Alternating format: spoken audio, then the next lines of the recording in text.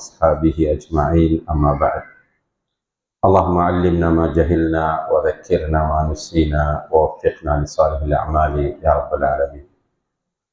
கணித்திற்குரிய தாய்மார்களே, சகோதரிகளே, அல்லாஹுடைய பேரருளால் அவனுடைய மார்க்கத்தை அதன் தூய்மையான வடிவிலே அறிந்து கொள்ள வேண்டும், நம்முடைய வாழ்க்கையில் அதை எடுத்து நடக்க வேண்டும், அல்லாஹுடைய திருப்பொருத்தத்தை அடைந்து கொள்ள வேண்டும் என்கிற தூய்மையான நோக்கத்தோடு இந்த நிகழ்ச்சியிலே நாம் எல்லோரும் கலந்திருக்கிறோம். அல்ஹம்துலில்லாஹ். இந்த அருமையான சந்தர்ப்பத்தில் வீண்விரயம் ஆடம்பரம் என்கிற தலைப்பில் உங்கள் முன்னால் உரையாற்றுமாறு நான் வேண்டப்பட்டிருக்கிறேன். உண்மையிலேயே வீண்விரயம் ஆடம்பரம் என்கிற இந்த இரண்டு விஷயமும் கஞ்சத்தனமும், அதாவது கஞ்சத்தனம், வீண்விரயம், ஆடம்பரம், இந்த மூன்று விஷயங்களும் பொதுவாக எல்லோரும் வெறுக்கக்கூடிய மிக மோசமான பண்புகள் என்பதில் மாற்று கருத்து கிடையாது. ஆனால் எல்லோரிடமும் ஏதோ ஒரு கோணத்தில் இருக்கக்கூடிய பண்புகளாகவும் இவை காணப்படுகின்றன. இந்த பண்புகளிலிருந்து நம்மை விடுவித்து ஒரு சமநிலையான மனிதனாக நம்மை வாழ வைக்கிற ஒரு மார்க்கம்தான் இஸ்லாமிய மார்க்கமாக இருக்கிறது. உண்மையிலே இந்த உலகத்தில் ஒரு மனிதன் சரியாக வாழ்வதற்கு தேவையான வழிகாட்டல்கள் அனைத்தும் நம்முடைய இந்த தீனுல் இஸ்லாமில் மட்டும்தான் இருக்கிறது. எல்லாமே வெறுமனே தொழுகை ஆடையோடு மாத்திரம் நிற்கிற ஒரு மார்க்கம் அல்ல இஸ்லாம். நிறைய பேர் நினைப்பதுன்னா தொழுதுட்டா முஸ்லிம், அல்லது ஹிஜாப் அணிந்து கொண்டால் முஸ்லிம், அல்லது ஆண்கள் தொப்பி அணிவது, தாடி வைப்பது முஸ்லிம் ஆவதற்குரிய பிரதானமான அடையாளங்களாக கருதப்படுகின்றன. ஆனால் அப்படி அல்ல.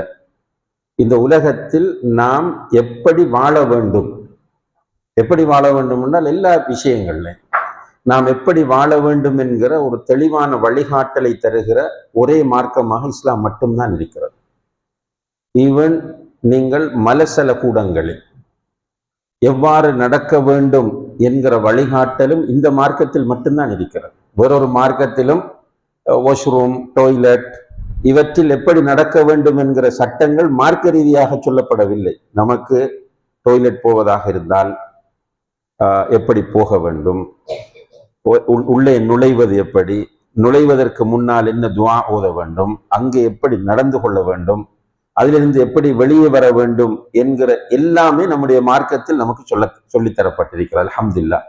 இதை விட ஒரு சிறப்பு இந்த மார்க்கத்தில் வேறு எதுவுமே இருக்க முடியாது. ஆனால் நம்முடைய பிரச்சனை என்னென்றால், நாம் குருடன் யானை பார்த்தது போல, குருடன் யானை பார்த்த கதை சொல்றது உங்களுக்கு தெரியும். குருடனுக்கு யானை தெரியாது.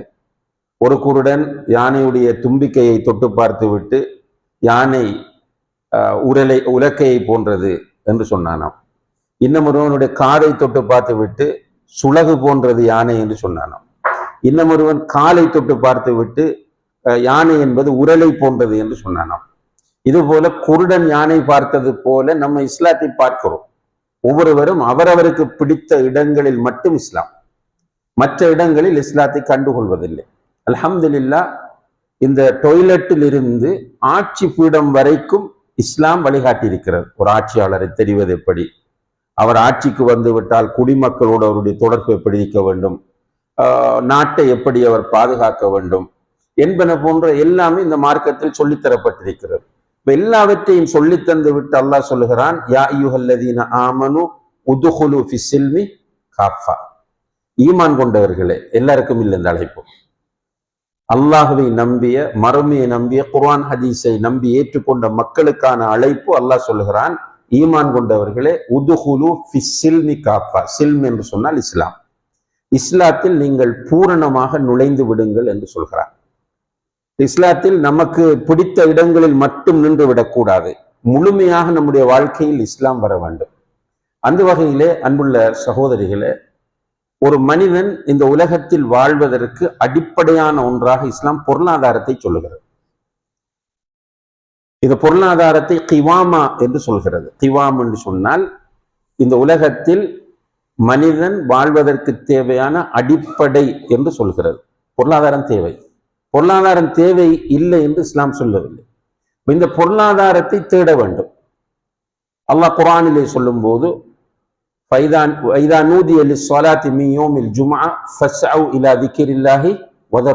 வெள்ளிக்கிழமை ஜும்மாவுக்கு அழைப்பு விடுக்கப்பட்டால் உங்களுடைய வியாபார நடவடிக்கைகளை எல்லாம் நீங்கள் கைவிட்டு விட்டு அல்லாஹ்வை திக்ரு செய்வதற்காக மஸ்ஜிதுக்கு விரைந்து வாருங்கள் என்று சொல்றாங்க.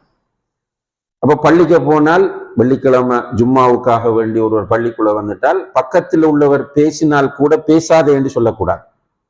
நம்ம பக்கத்துல 2 பேர் பேசிட்டு இருக்கிறாங்கன்னா பேசாதீங்க என்று சொல்லக்கூடாது.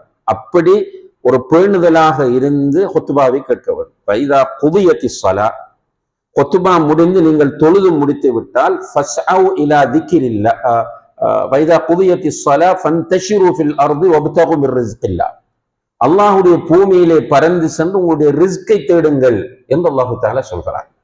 அப்ப பொருளாதாரத்தை தேடுவதை அல்லாஹ் வலியுறுத்துகிறான். எவ்வளவு பொருளாதாரம் தேடலாம்?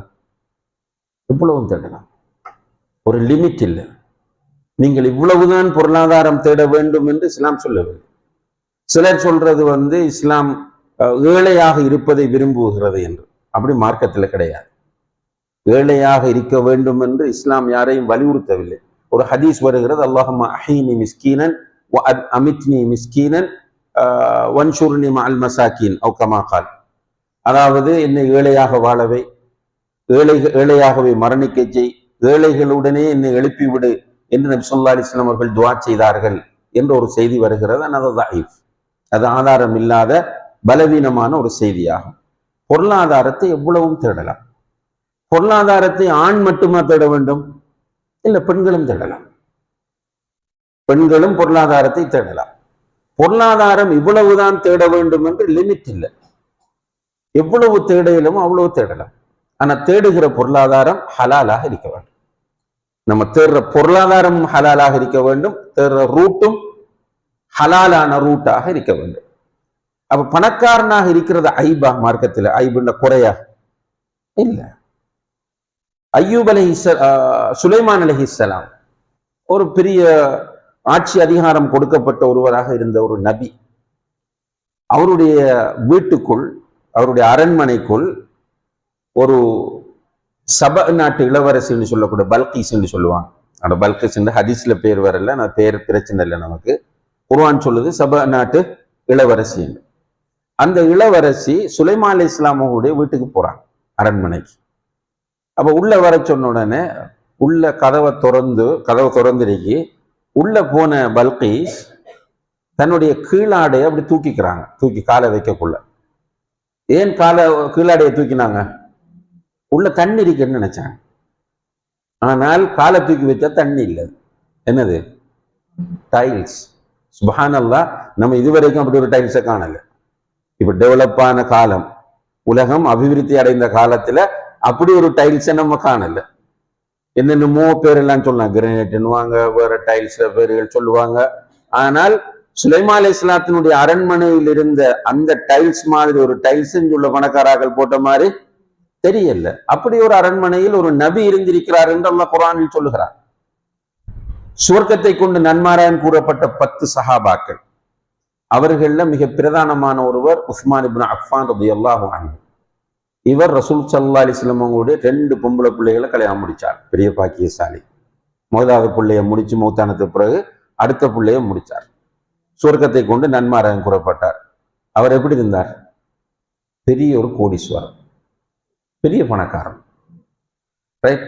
அதே போல சுவர்க்கத்தை கொண்டு நன்மாராயம் கூறப்பட்ட இன்னும் ஒரு நபி தோழர் அப்துர் ரஹ்மான் இப்னு அவுஃப் ரலியல்லாஹு அன்ஹு. அவரும் பெரிய ஒரு பணக்காரன், கோடீஸ்வரர். அப்போ கோடீஸ்வரர்களாக இருந்தவர்கள் நபிமார்களாக இருந்திருக்கிறார்கள். கோடீஸ்வரர்களாக இருந்தவர்கள் சஹாபாக்களாகவும் சுவர்க்கத்தை கொண்டு நன்மாராயம் கூறப்பட்டவர்களாகவும். அப்ப பணக்காரர்கள் எல்லாம் கெட்டவர்கள், பணக்காரர்கள் எல்லாம் மோசமானவர்கள், ஏழைகள் தான் நல்லவர்கள் என்ற கன்செப்ட் இஸ்லாத்தில் இல்லை.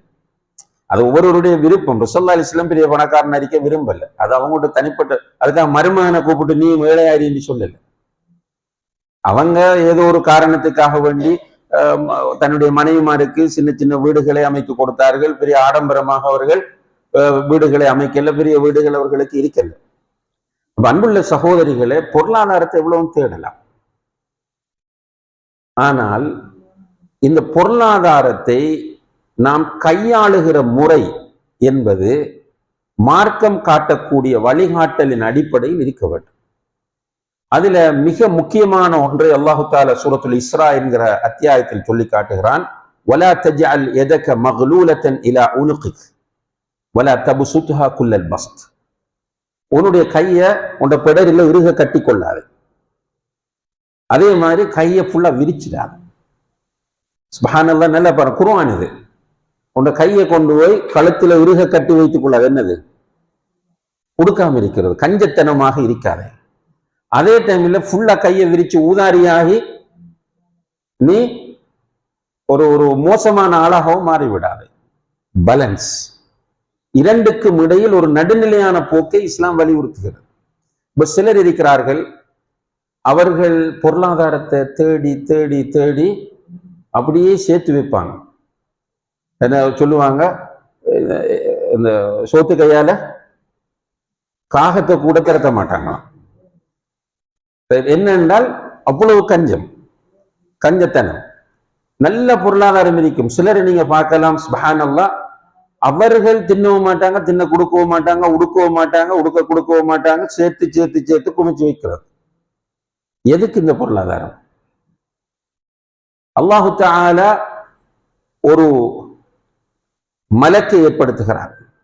அந்த மலக்கிட துவா என்னென்றால், அல்லாஹும்ம அஅதி முன்ஃபிகன் ஹலஃபா அல்லாஹும்ம அஅதி மும்சிகன் தலஃபா. யா அல்லாஹ், உன்னுடைய பாதையில் செலவு செய்யக்கூடியவர்களுக்கு நிறைய கொடு. யாரெல்லாம் கொடுக்காமல் இறுக வைத்துக் கொண்டிருக்கிறார்களோ அவர்களுக்கு நீ அழிவை கொடு. சுப்ஹானல்லாஹ், பொருளாதாரத்தில் கஞ்சத்தனம் செய்யக்கூடியவர்களுக்கு அழிவு. நம்முடைய ஊர்ல அண்ணன் சொல்லுவாங்க, பகிலண்டே வைத்தியம் தின்னுட்டு போவாங்க. இது இப்ப நடக்குது. பகிலண்டே வைத்தியம் தின்னுட்டு போற, யாருக்கும் கொடுக்கறல, உமா அப்பா கொடுக்கறல்ல, கூட பிறந்தவங்களுக்கு கொடுக்கறல்ல, ஏழைகளுக்கு கொடுக்கறல்ல, அனாதைகளுக்கு கொடுக்கறல்ல. திடீர்னு நெஞ்சுக்குள்ள நோகும் போறது. நெஞ்சுக்கணும் தான் நம்ம எல்லாம் என்ன செய்வோம், சுடுதண்ணியை குடிச்சிட்டு போவோம், அல்லது இந்த கேஸ்ட்ரிக்குரிய டேப்லெட் எதையாவது சாப்பிட்டுட்டு சுடுதண்ணியை திரும்ப குடிச்சிட்டு அல்ஹம்துலில்லாஹ் கேஸ்ட்ரிக். அவங்க என்ன செய்வாங்கன்னா, நெஞ்சுக்கு நோகம் வந்த பயம் வந்துடும், சொத்திருக்கீங்க நிறைய. எனவே அந்த பயத்துல உடனே ஒரு டாக்டர்கிட்ட போறது. அந்த டாக்டர் இசிஜி, எக்ஸ்ரே, ஸ்கேன், அது இதுன்னு எழுதுவார். எழுதிட்டு மர ஒரு பிளாக் இருக்கு உடைக்கணும்னு சொல்லுவார். திரும்ப பெரிய ஒரு ஹாஸ்பிட்டலுக்கு போகணும். அதுக்குள்ள ஸ்டென் பண்ணினேன்னு சொல்லுவான். கணக்கை பார்த்தா 65 லட்சம் செலவு, 25 லட்சம் செலவு. பெருமையா வந்து சொல்லுவாங்க. அந்த கஞ்சத்தனம் என்பது ஒரு முஃமினிடம் இருக்கக்கூடாத ஒரு பண்பாகும். ரசூல் ஸல்லல்லாஹு அலைஹி வஸல்லம் அவர்கள் அல்லாஹ்விடத்தில் துஆ கேட்டாங்க, அல்லாஹும்ம இன்னி அஊது பிக மினல் ஜுப்னி வல் புக்ல். கோழைத்தனத்திலிருந்தும் கஞ்சத்தனத்திலிருந்தும் உன்னிடம் நான் பாதுகாப்பு தேடுகிறேன். கஞ்சர்களாக இருக்கக்கூடாது. இந்த கஞ்சத்தனம் என்பது பல டைப்ல மனிதர்களிடம் இருக்கிறது. சிலாக்கள் இந்த சிரிப்பிலேயே கஞ்சத்தனம் பார்த்துருப்பீங்க. எந்த நேரம் பாருங்க முகம் சோகமாகவும் இறுக்கமாகவும் இருக்கு. அந்த முகத்திலிருந்து கடைசி வரைக்கும் ஒரு சில புன்முறுவல் வராது. ரசூலுல்லாஹி அலைஹி வஸல்லம் அவர்கள் சொல்லுகிறார்கள், தபஸ்ஸுமுக ஃபீ வஜ்ஹி அஹீக ஸதகா. உன்னுடைய சகோதரனின் முகத்தை பார்த்து நீ புன்முறுவல் செய்வது தர்மம் என்று. இப்ப நம்ம போகக்குள்ள ஒரு ஆளை பார்க்கிறோம். இப்ப நீங்க பெண்களை பார்க்குறீங்க, நாங்க ஆண்களை பார்க்கிறோம் என்றால் அவரை பார்த்து அஸ்ஸலாமு அலைக்கும் சொல்லிட்டு போனா என்ன குறைய போகுது? அதுல கஞ்சத்தனம். இவங்க பொருளாதாரத்தில் எப்படி கஞ்சர்களா இருப்பார்கள்? சலாம் சொல்றதுக்கு கஞ்சத்தனம் சிலருக்கு. ரசூலுல்லாஹி அலைஹி வஸல்லம் சொல்றாங்க. இப்படி சலாம் சொல்றதுக்கு கஞ்சர்களாக கொஞ்சம் பேர் வருவாங்க. இப்ப சலாம் ஆண்கள்கிட்ட இல்லை. ஒரு மறுமை நாளுடைய அடையாளமோ தெரியல. ரசூலுல்லாஹி அலைஹி வஸல்லம் சொன்னார்கள், மறுமை நாளுடைய அடையாளங்களில் ஒன்று சலாம் லில் மஅரிஃபா, தெரிஞ்சவங்களுக்கு மட்டும் சலாம் சொல்றது. இப்போ அது வந்துட்டு தெரிஞ்சவங்களுக்கு மட்டும் சலாம் சொல்றதுல கஞ்சத்தனம். சிலர் நாங்க பார்த்திருக்கிறோம், நம்ம போய் சலாம் சொல்லுவோம், அஸ்ஸலாமு அலைக்கும். ரசூலுல்லாஹி அலைஹி வஸல்லம் சொன்னாங்க, ஒரு ஆள் வந்து அஸ்ஸலாமு அலைக்கும் என்றா ரசூல் ஸல்லல்லாஹு அலைஹி வஸல்லம் வலைக்கும் இஸ்லாம் என்றாங்க. என்று சொல்லிட்டு என்ன சொன்னாங்க? 10 என்றாங்க. இன்னும் ஒரு ஆள் வந்து அஸ்ஸலாமு அலைக்கும் வரஹ்மத்துல்லாஹ் என்றார். ரசூலுல்லாஹி அலைஹி வஸல்லம் அவர்கள் வலைக்கும் அஸ்ஸலாம் வரஹ்மத்துல்லாஹ் என்று சொல்லிட்டு என்ன சொன்னாங்க? 20 என்றாங்க. இன்னும் ஒருவர் வந்து அஸ்ஸலாமு அலைக்கும் வரஹ்மத்துல்லாஹி வபரகாத்துஹுன்னாங்க. ரசூலுல்லாஹி அலைஹி வஸல்லம் வ அலைக்கும் அஸ்ஸலாம் வரஹ்மத்துல்லாஹி வபரகாத்துஹுன்னு சொன்னாங்க. சொல்லிட்டு என்ன சொன்னாங்க? 30. சஹாபாக்கள் கேட்டாங்க, என்ன யார சொல்ல 10, 20, 30 எல்லாம் சொன்னீங்க? அஸ்ஸலாமு அலைக்கும் ஷோர்ட்டா சொன்னார் 10 நன்மை, அதோட வரஹ்மத்துல்லாஹ்வை சேர்த்தார் 20 நன்மை, வபரகாத்துஹு சேர்த்தார் 30 நன்மை என்று ஸல்லல்லாஹு அலைஹி வஸல்லம் அவங்க சொல்றாங்க. அப்ப சலாம் அஃஷு ஸலாம பைனக்கும், உங்களுக்கு மத்தியில் சலாமை நீங்கள் பரப்புங்கள். இப்ப சலாம் சொல்றதுல கஞ்சர்கள் இருப்பார்கள். இப்ப பாக்குறோம், புன்முறுவல் செய்வது தர்மம், புன்முறுவல் செய்ய முடியாம இருக்கிறான். சிலருக்கு பேசுறதுலே கஞ்சத்தனம், கதைக்கிறதுக்கு கஞ்சத்தனம். பேசுறேன்னா மேடையில பேசுறது அல்ல, போய் உட்கார்ந்துட்டு நீங்க அவங்க கேள்வி கேட்கணும். அவங்களோட வீட்டை போனது நீங்க சொந்தக்காராக்கல்ல வீடு, என்ன புள்ள சோம, ஓ சோம் மச்சானுங்க தெரியா, பகல் சமைச்சதா, ஓ என்ன கறி, நீங்க கேட்கறதுக்கு பதில் வந்து வாங்க மாமி, வாங்க மாயினி, வாங்க சாட்சி என்று உட்கார வச்சு நீங்க எப்படி இருக்கிறீங்கன்னு கேட்கறது தான் விட்டு வார விருந்தாளிகளை கண்ணியப்படும். அதுக்கு கஞ்சத்தனம்.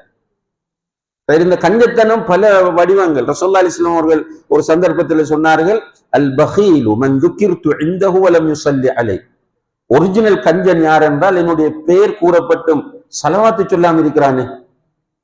என்னுடைய பெயர் சொல்லப்படுது, முஹம்மதுன்னு சொல்லப்படுது, ரசூலுல்லாஹ் என்று சொல்லப்படுது, நபிகள் நாயகம் என்று சொல்லப்படுது, இப்படி எல்லாம் கேட்டுக்கொண்டு இருக்கிறான். ஆனால் அல்லாஹும்ம ஸல்லி அலா முஹம்மதுன்னு அவனுக்கு சொல்ல வரையதில்லை. இவன் தான் பெரிய கஞ்சன் என்று சொன்னாங்க. அல் பகீலு மன் துக்கிர்து இன்தஹு வ லம் யுஸல்லி அலைஹி.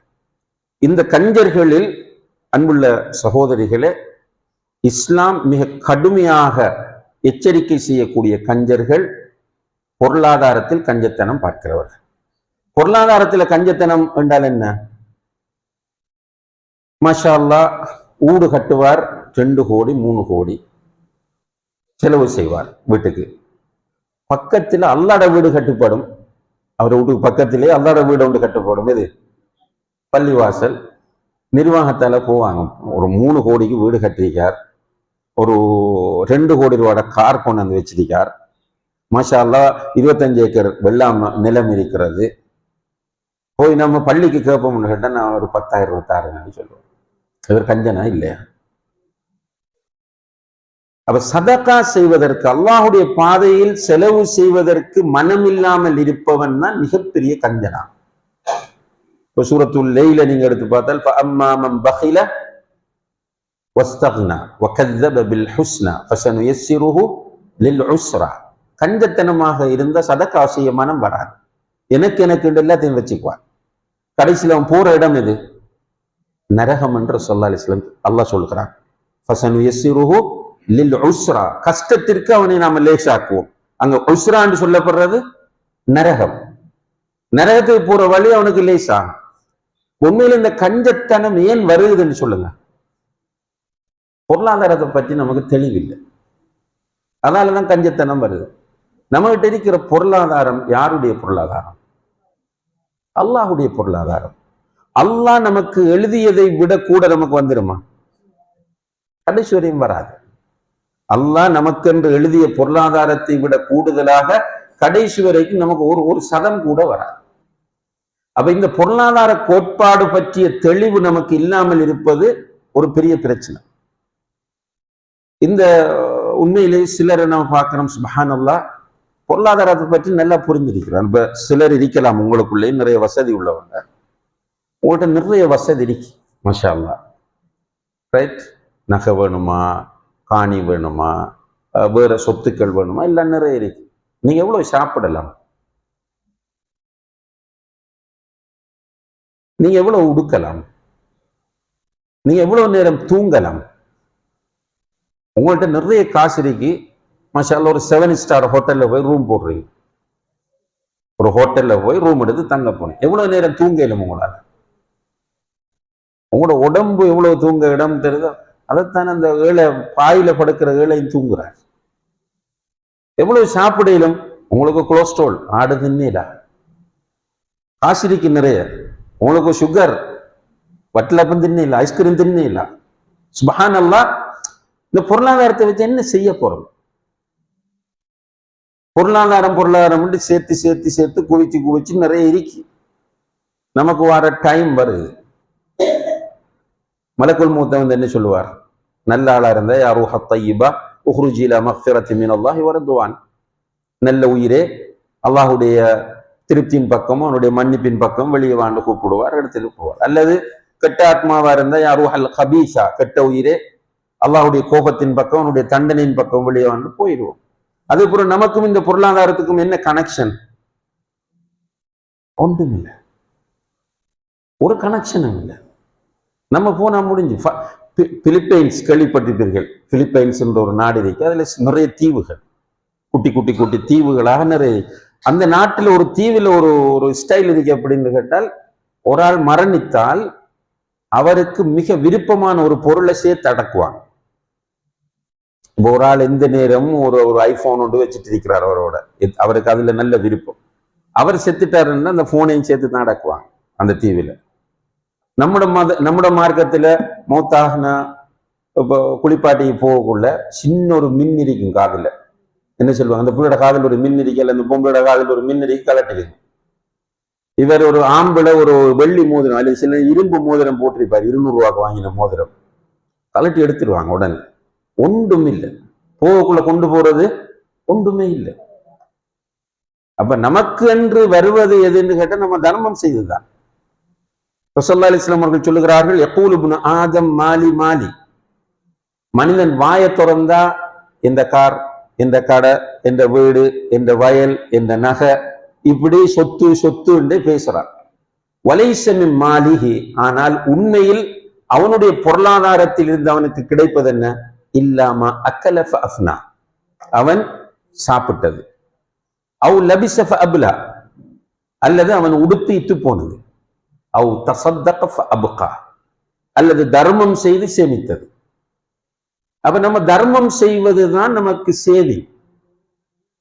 நம்முடைய தர்மம் மறுமையில வரும், நம்முடைய தர்மம் கபருக்குள்ள வரும், அந்த மஹ்ஷர்ல வந்து நிற்கும் தர்மம்.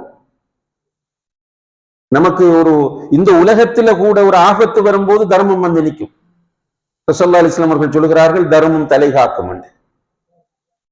சதகத்து சிர்ரி தகி மசாரி அஸ்ஸூ, ரகசியமாக நீ செய்யக்கூடிய தர்மம் உன்னுடைய மோசமான முடிவுகளில் இருந்து உன்னை பாதுகாக்கும். சுப்ஹானல்லாஹ். அப்ப இந்த கஞ்சத்தனம் உள்ளவர்கள் தர்மம் செய்வதில்லை. கஞ்சத்தனம் உள்ளவர்கள் தர்மம் செய்வதில்லை. தர்மம் நல்ல செய்யலாம். தர்மத்தில் உள்ள இன்னும் ஒரு ரகசியம் என்ன? செய்ய செய்ய கிணறு மாறியது, தோண்ட தோண்ட ஊறுறது, தீட்ட தீட்ட கூறாகிற கத்தி மாறி தர்மம் வந்து கொடுக்க கொடுக்க வந்துட்டே இருக்கும் என்று அல்லாஹ் ப்ராமிஸ் பண்ணது. மஸலுல்லதீன யுன்ஃபிகூன அம்வாலஹும் ஃபீ ஸபீலில்லாஹ் கமஸலி ஹப்பா, நீங்கள் அல்லாஹ்வுடைய பாதையில் தர்மம் செய்கிற அந்த பொருளாதாரத்திற்கு உதாரணம் என்ன தெரியுமா? ஒரு வித்தை போல, ஒரு கொட்டை, ஒரு நாத்து, இதை போல நீங்கள் அதை நாட்டுகிறீர்கள். ஒரு நெல்லு, நீங்க ஒரு நெல்லை போடுறீங்க, அந்த நெல்லு முளைக்கு, அந்த நெல்லு முளைச்சு வந்து அது ஒரு வேளாண்மையாகி பயிராகி கொடலை பருவமாகி அந்த கொடலையிலிருந்து கதிர்கள் வரும். ஒரு நெல்லில் எத்தனை கதிர்? 7 கதிர்கள். ஒவ்வொரு கதிரிலும் எத்தனை நெல்லு? 100. அப்ப ஒரு நெல்லு போட்டோம், எத்தனை நெல்லு வருது? 700. அல்லாஹ் சொல்றான், நீ 1 ரூபா செலவழித்தால் அந்த 1 ரூபா 700 ஆகும். வல்லாஹு யுதாஇஃபு லிமன் யஷா, அல்லாஹ் நாடினா இன்னும் 700 7000ஆக 7 லட்சமாக 7 கோடியாக அல்லாஹ் மாற்றுவான். சில நேரங்களில் நீங்கள் பொருளாதாரத்தில் சிறப்பாக இருப்பதற்கு நீங்கள் செய்த தர்மம் ஒரு காரணமாக இருக்கலாம். பிராக்டிக்கலாக நிறைய பேர் தர்மம் செய்கிறவர்கள் அனுபவிக்கிறார்கள். ஒரு தர்மம், ஒருவர், நிறைய பேர் நான் பார்த்திருக்கிறேன், அல்ஹம்துலில்லாஹ், அல்லாஹ் அவங்களுக்கு பரக்கத் செய்யணும். ஒரு பிசினஸ்ல ஒரு நல்ல ப்ராஃபிட் கிடைக்கும். ப்ராஃபிட் கிடைத்தால் அந்த ப்ராஃபிட் அப்படியே தூக்கி பள்ளிக்கு கொடுத்துருவாங்க, அந்த ப்ராஃபிட்டை தூக்கி அப்படியே மதரசா கொடுத்துருவாங்க, அந்த ப்ராஃபிட்டை தூக்கி ஒரு ஏழோட கல்யாணத்துக்கு அப்படி தூக்கி கொடுத்துருவாங்க. பாத்துக்கிறீர்களுக்கு சங்கடமா இருக்கும். 10 லட்சத்தை தூக்கி கொடுக்கிறார், 50 லட்சத்தை தூக்கி கொடுக்கிறார் என்று தடுமாறும் பாத்துக்கிறீர்கள் உள்ளம். ஆனா அவருக்கு அதுல கிடைக்கிற ஆனந்தம் இருக்கிறது அளவே இல்லை.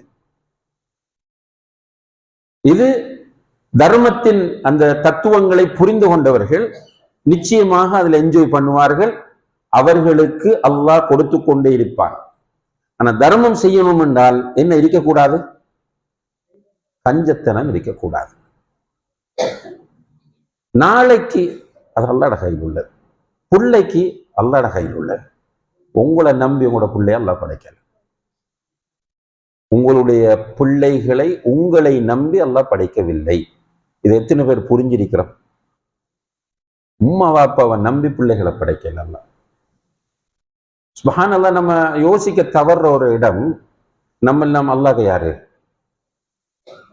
அடியார்கள் தானே, அல்லாஹ்ட உண்மையான அடியார்கள். நம்ம விரும்பினாலும் அடியார்கள் தான், விரும்பாட்டியும் அடியார்கள் தான். நம்மளோட புள்ள நமக்காரு புள்ள. இந்த புள்ளைய நமக்கு தந்தது யாரு? அல்லாஹ். புள்ள யாருக்கு சொந்தம்? நம்ம யாருக்கு சொந்தம்? அல்லாஹ்க்கு சொந்தம்.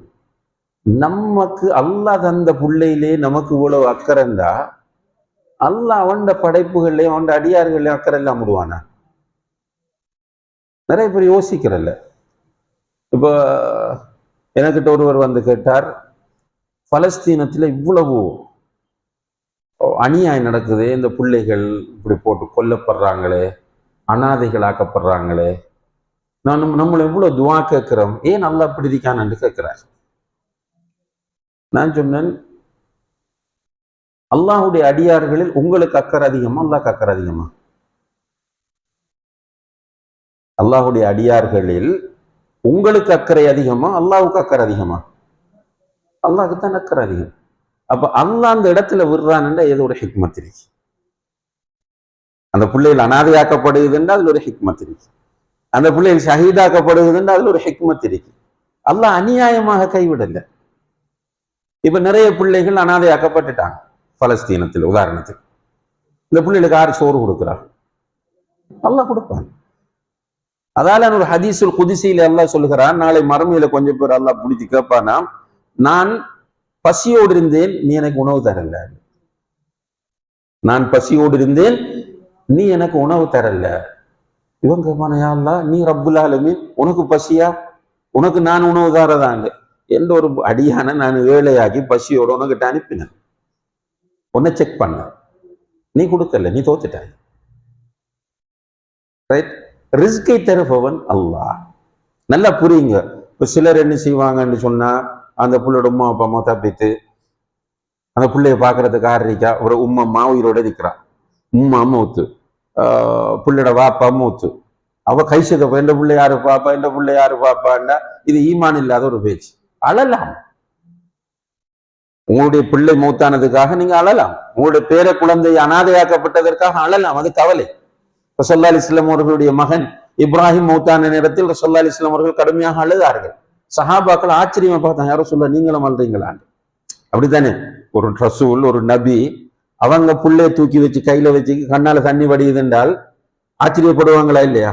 ஆச்சரியத்தோடு கேட்கிறார்கள், யாரும் சொல்ல நீங்க போய் அழுகிறீங்களான்னு கேட்டதுக்கு ரசூலுல்லாஹி அலைஹி வஸல்லம் என்ன சொன்னாங்க? அல் கல்பு யஹ்ஸன் வல் ஐனு தத்மா வலா நகூலு இல்லா மா யுர்தி ரப்பனா. உள்ளம் கவலைப்படுகிறது, கண்கள் கண்ணீர் சிந்துகின்றன, ஆனா அல்லாஹ்க்கு பொருத்தம் இல்லாத எதையும் நாங்கள் பேச மாட்டோம். நான் மூத்தான் என்ற பிள்ளைகளை பார்க்கறது யாரு? கொஞ்சம் பேர் புலம்புறாங்க, வாப்பமார், சில உம்மாமார் புலம்புறாங்க, வருத்தம் வருது. வருத்தம் மாறதும் ஒரு ஹைர்.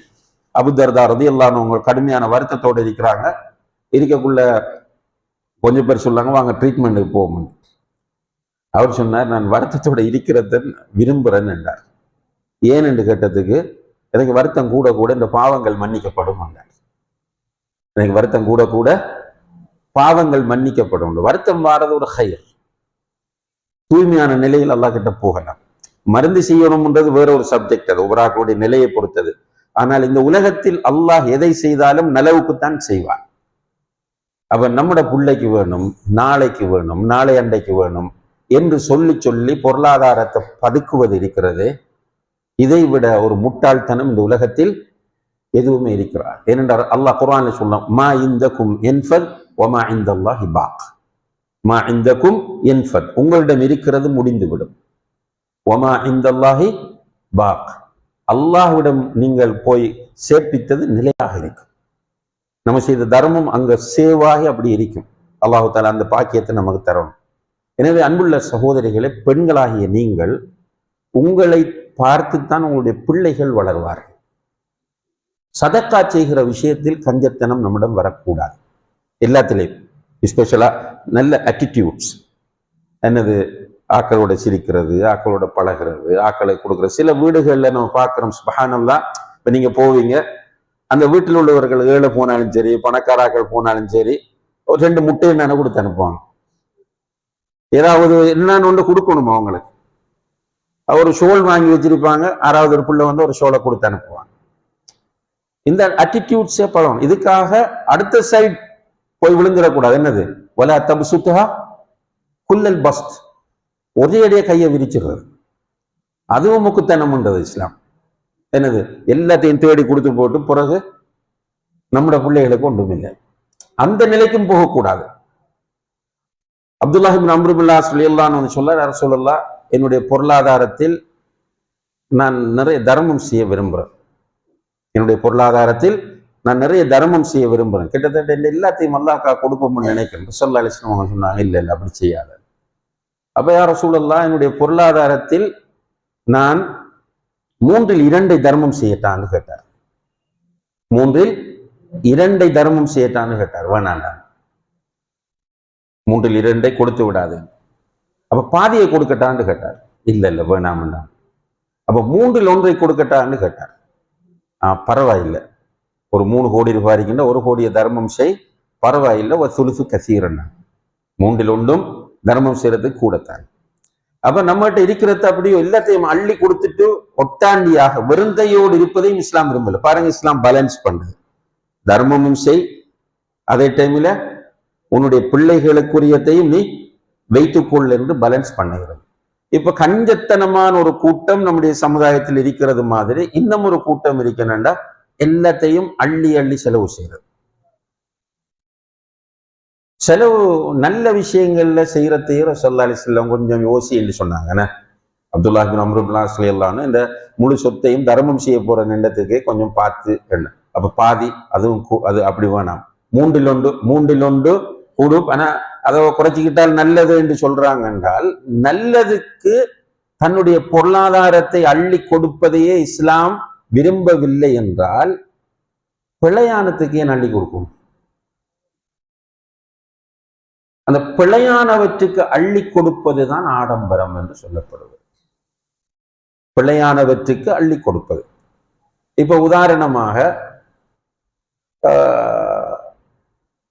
பர்த்டே அப்படி ஒன்று இருக்கு இஸ்லாத்துல. பர்த்டேன்ற ஒன்று இருக்கு, பிறந்த நாள் என்ற ஒன்று இருக்கு. அது இல்லாம ஒருத்தருக்கும் வயசை கணிப்பிடையில. ஆனா பர்த்டே செலிப்ரேஷன் ஒன்று இருக்கா? அப்படி ஒன்று இஸ்லாத்துல கிடையாது. அது மாற்று மத கலாச்சாரம் என்பது எல்லாருக்கும் தெரியும். இப்ப என்ன பண்றேன், இவர் வசதியா நாங்க சில இடங்கள்ல சாப்பிட போயிருக்கிறோம். இலங்கையில் எனக்கு எக்ஸ்பீரியன்ஸ் இல்லை. அதுல திடீரென அந்த ரெஸ்டாரண்ட் ஃபுல்லா வேற லைட் பத்துது, வேற செட்டப் வருது, உடனே ஹாப்பி பர்த்டே என்ற அந்த பாட்டு போகுது.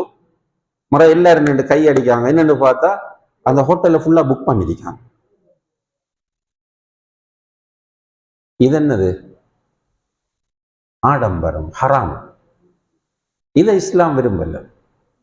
என்ன பண்றது? கல்யாணம் முடிக்கணும் பிள்ளைக்கு, அல்ஹம்துலில்லாஹ் கட்டாயம் செய்யணும். ஒரு மகிழ்ச்சியான தருணம், அதிலேயே மாற்று கருத்து இல்லை. என்ன பண்றேன்னா அந்த பிள்ளைய போட்டு சுப்ஹானல்லாஹ் என்ன பண்றாங்கன்னே தெரியாது. இப்போ ஒரு கல்யாண வீட்டுக்கு போயிருந்தேன், அவங்க வற்புறுத்தினாங்க என்ன வாங்க வாங்கன்னு சொல்லி. மிக ரிஸ்க் எடுத்து போனேன். நெருக்கமான உறவு அவங்க. எனக்கு அந்த இடம் பிடிக்கல, நான் குயிக்கா வரணும் என்று விரும்பினேன் அங்கிருந்து. அப்போ அவர்கிட்ட சொல்லிட்டேன், அவர் வைஃபு கிட்ட சொல்லிடுவோம், வைஃபை தேடுறேன் கிடைக்கல. அவ அந்த ஏரியாவில் சுத்தி சுத்தி நின்றுக்கிறான். பிறகு நான் சொன்னேன் வைஃபு கிட்ட இவருக்கா சலான்னு சொல்லிட்டு போவோம். அப்ப வைஃபை கூட்டிட்டு வரார் வேறொரு பொம்புல. என்னன்னு பார்த்தா முகத்தை அப்படியே மாத்துட்டு, நேச்சுரலாவே அவ அழகானால். ஆனா இது என்னது, முதல் செய்யறாங்க அதுக்கு ஒரு தொழில், ஃபவுண்டேஷன் போடுறோம் முதலாவது முகத்துல.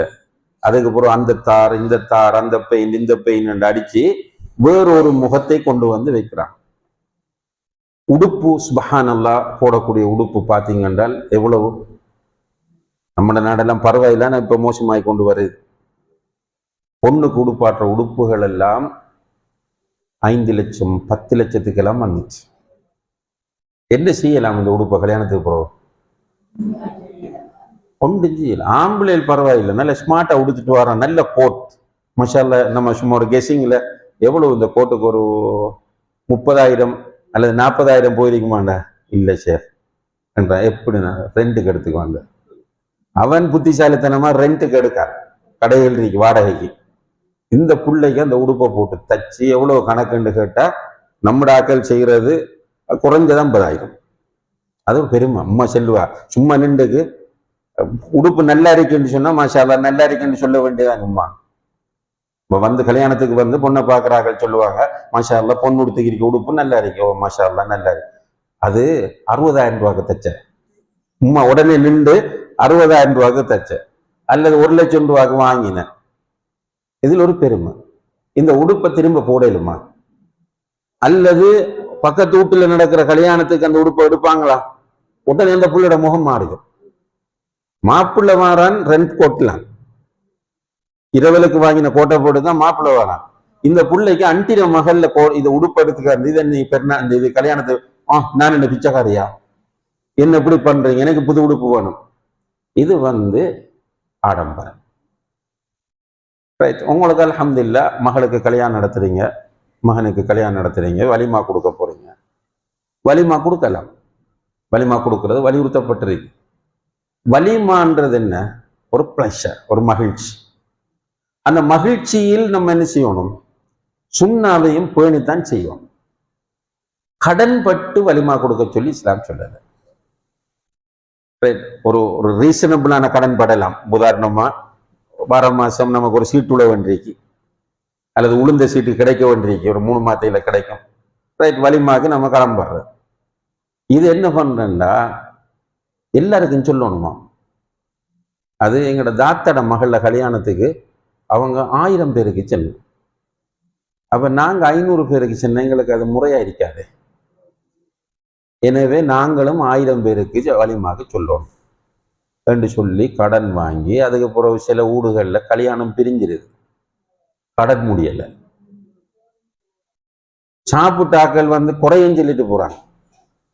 என்ன சாப்பாடு கூப்பிட்டு வச்சு ஒழுங்கா இருக்க செல்லவும் இல்லை, ஒழுங்கா தரவும் இல்லை என்று சாப்பிட வந்தவன் குறை சொல்லிட்டு போறான். இப்படி ஒரு வலிமாவும் இப்படி ஒரு சாப்பாடு நமக்கு தேவையா? ஒரு 50 பேரை 100 பேரை குடும்பத்தில் உள்ளாக்கள் பக்கத்து விட்டாக்கள் இன்னைக்கு இருக்க ஏழைகள் என்று கூப்பிட்டு அழகா இருப்பாட்டி தின்னுங்க, இன்னும் வேணுமா என்னங்க எடுங்க என்று சொல்லி சொல்லி கொடுத்து அனுப்பினா திண்டவங்க அவ்வளவு பேரும் அல்ஹம்துலில்லாஹ் நல்ல சாப்பாடுன்னு சொல்லிட்டு அல்லாஹும்ம அத்இமன் அத்அமனா வஸ்கிமன் சகானா அல்லாஹும்ம பாரிக் லஹும் ஃபீமா ரஸக்தஹும் வக்ஃபிர் லஹும் வர்ஹம்ஹும் என்று அரபிலையோ தமிழ்லையோ துஆ கட்டிட்டு போவாங்க. இது அழகா பள்ளியில கல்யாணம் நடத்தலாம், மண்டபத்துல நடத்தணும், கூடாதுன்னு நான் சொல்லல. அங்க கொண்டு போய் பகலிலேயே லைட்டை போட்டு இருக்க ஆக்களுக்கு எல்லாம் வேர்வையாக்கி, இன்னும் கொஞ்சம் பேர் இப்ப என்ன செய்யறேன்னு கேட்டா, கல்யாணத்துல பொன் மாப்பிள்ளையோட ஸ்பெஷலான ஆளா ஒரு ஆள் இருக்காரு. இப்ப யாரு கல்யாணம் ஊடு கல்யாணத்துல உண்மையிலேயே ஹீரோயின் யாரு? மாப்பிள்ளையும் பொண்ணும். அதை விட முக்கியமான ஒரு ஆளு பெரிக்கார் கல்யாண வீட்டுல. யாருன்னு சொல்லுங்க பாபு? கேமராமேன். அவனுக்கு இருக்க மதிப்பு சும்மா பொண்ணுக்கும் இல்ல, மாப்பிள்ள அவன் போற இடத்த நீங்க எழும்பணும்.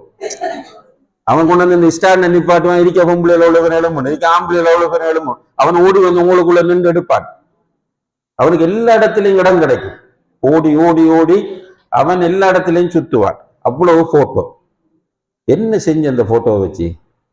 கொஞ்ச காலத்துக்கு முதல் யோசிச்சு பாருங்க. நம்ம ஒரு ஆல்பம் போடுற, இந்த ஒரு 35, 40, 50 வயசு உள்ளாக்களுக்கு தெரியும், கல்யாணத்து ஆல்பம் உண்டு.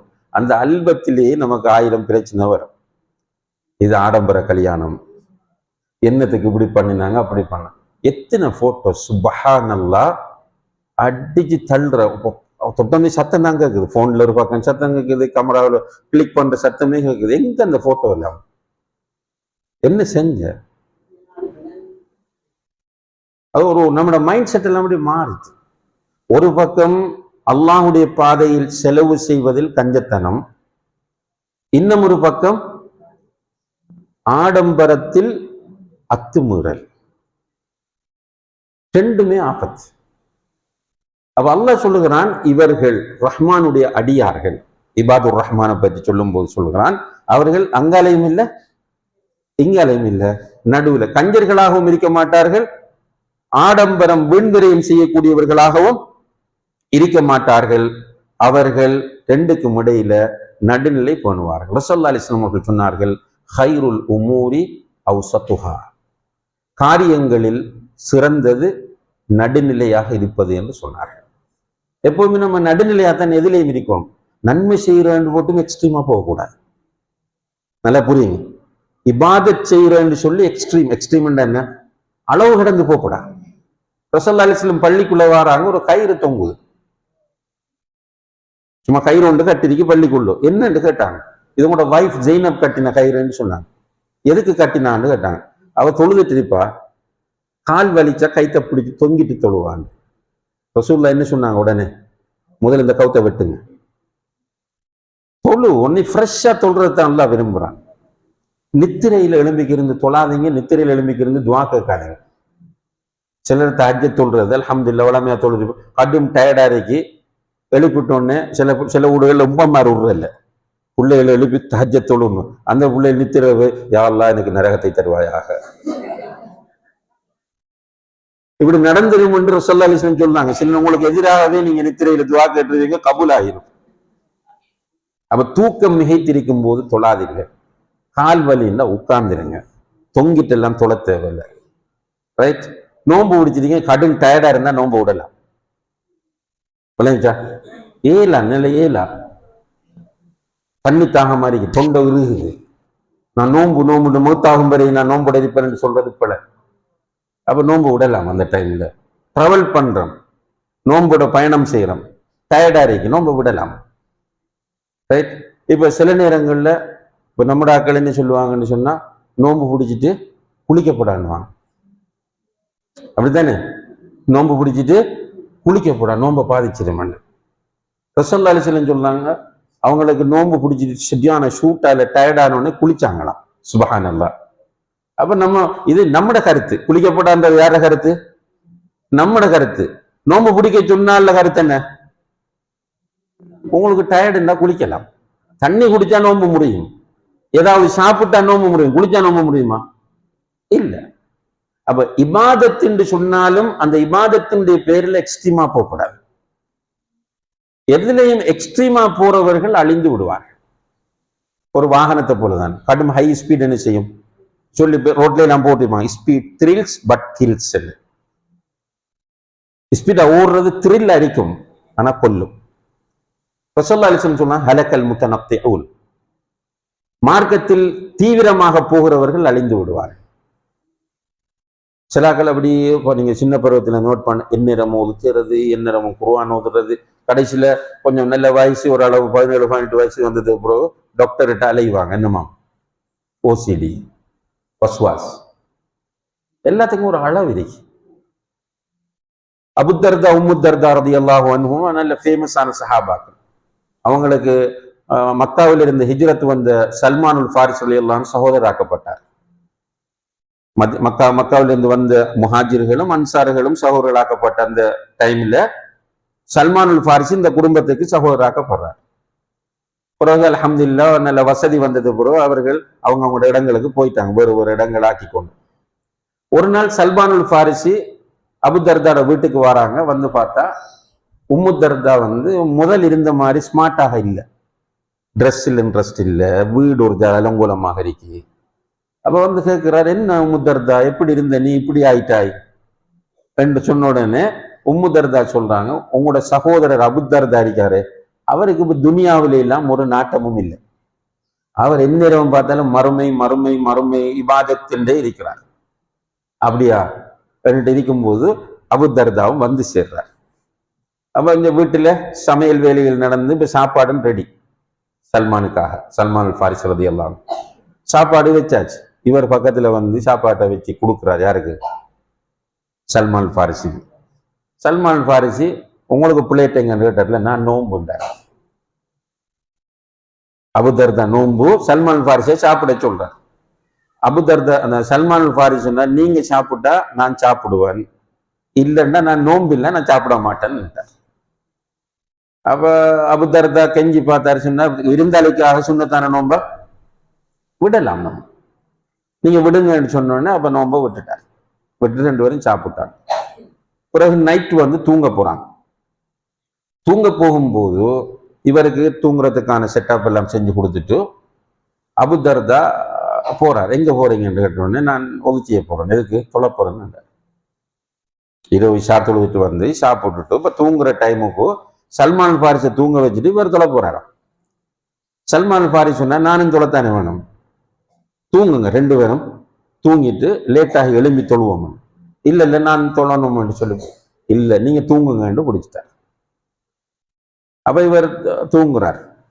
விடியக்கு எழும்பின உடனே அந்த இடையில லேட்டாகி தாஜ்ஜ தொழுவிட்டாங்க 2 பேரும். எழும்பி தொழுவிட்டு சுபோக்கு அதான் சொன்ன உடனே பள்ளிக்கு போறாங்க. போன உடனே அபுதர்தா எங்க போயிருப்பார் நினைக்கிறீங்க?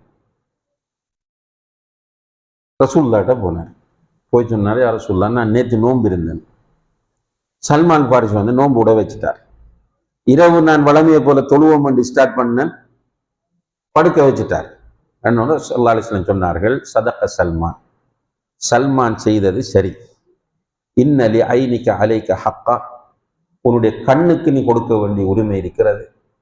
வலி ஜஸதிக அலைக ஹக்கா, உன்னுடைய உடம்புக்கு நீ கொடுக்க வேண்டிய ஹக் இருக்கிறது.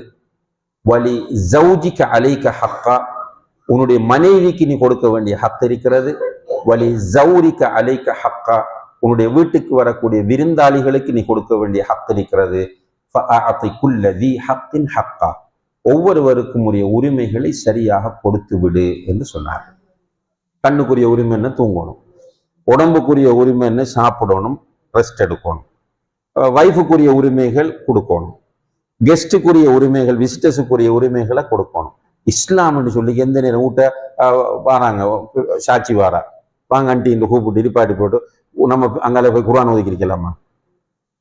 ஏல, அவங்களை கவனிக்கணும், வீட்டை வார விருந்தாளிகளை கவனிக்கும். அப்ப இஸ்லாம் ஒரு அழகான மார்க்கம். அந்த மார்க்கத்தில் அன்புள்ள சகோதரிகளே, எதையும் நாம் நடுநிலையோடு செய்கிற போது நம்ம வெற்றி அடைய முடியும். நமக்கு அல்லாஹு தஆலா தந்திருக்கிற பொருளாதாரத்தில் நடுநிலையான ஒரு போக்கு நம்மிடம் இருக்க வேண்டும்.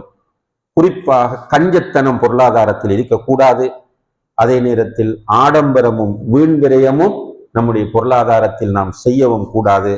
நாம் நமக்கு தேவையானதை தாராளமாக அனுபவிக்கலாம். அல்ஹம்துலில்லாஹ், தேவையான அளவுக்கு கொடுக்கலாம், நகை வாங்கலாம், ரைட், நம்ம உணவு வாங்கலாம், சாப்பிடலாம். அது வீண் விரயமாக ஆடம்பரமாக மாறிவிடக் கூடாது. அதே நேரத்தில் அல்லாஹுடைய பாதையில், அல்லாஹுடைய பாதையில் என்ற பள்ளிக்கு மட்டும் இல்லை, நம்முடைய உம்மாக்கு கொடுக்கறது, வாப்பாக்கு கொடுக்கறது, நம்முடைய உடன்பிறப்புகளுக்கு கொடுக்கறது, நம்முடைய தாத்தாட தங்கச்சிட பிள்ளைகளுக்கு கொடுக்கறது, ஏழைகளுக்கு கொடுக்கறது, அனாதை பிள்ளைகளுக்கு கொடுக்கறது, எல்லாமே சதக்கா தான். அந்த சதக்காக்களுடைய விஷயத்துல நம்ம கவனமாக இருக்கணும். சதக்காவும் முடியுமானவரை ரகசியமாகவும் நிறைவாகவும் செய்வதற்கு நாம் முயற்சி செய்ய வேண்டும். எல்லாம் வல்ல அல்லாஹு தஆலா நபிகள் நாயகம் ஸல்லல்லாஹு அலைஹி வஸல்லம் அவர்கள் அடிக்கடி கேட்ட அந்த துவாவை கேட்பதற்கு நமக்கு தௌஃபீக் செய்யணும். அந்த துவாவை கபூல் செய்யணும். என்னது? தொழுது முடிஞ்ச உடனே அல்லாஹும்ம இன்னி அஊது பிக மினல் ஜுப்னி வல் புக்ல் வ அஊது பிக அன் உரத்த இலா அர்தலில் உம்ர். அல்லாஹும்ம இன்னி அஊது பிக மினல் ஜுப்னி வல் புக்ல் வ அஊது பிக அன் உரத்த இலா அர்தலில் உம்ர். யா அல்லாஹ், கோழைத்தனத்திலிருந்து உன்னிடம் பாதுகாப்பு தேடுகிறேன். கட்டாயம் கேட்கணும். பொம்பளை, நிறைய பொம்பளை கோழைகளா இருக்கிறதால வீடுகள்ல அடிமைகளாக இருக்கிறாங்க. நிறைய பெண்கள் கோழைகளாக இருப்பதால வீட்டில் எப்படி இருக்கிறாங்க? அடிமைகளாக. யாருக்கு? கணவன்மாருக்கு.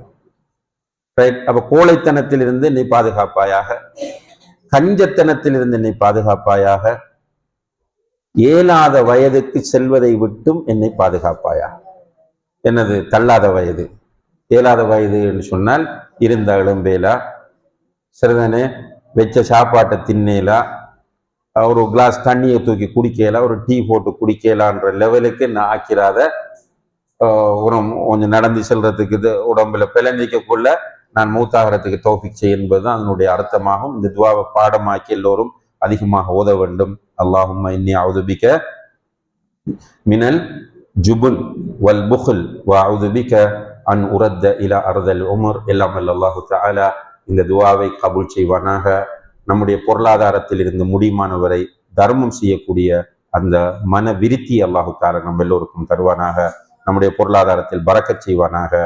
ஆடம்பரம், வீண் விரயம் போன்றவற்றிலிருந்து நம்மை பாதுகாத்துக் கொள்வதற்கு அல்லாஹு தஆலா நம் எல்லோருக்கும் தௌஃபீக் செய்வானாக. وآخر دعوانا أن الحمد لله رب العالمين. السلام عليكم ورحمة الله وبركاته.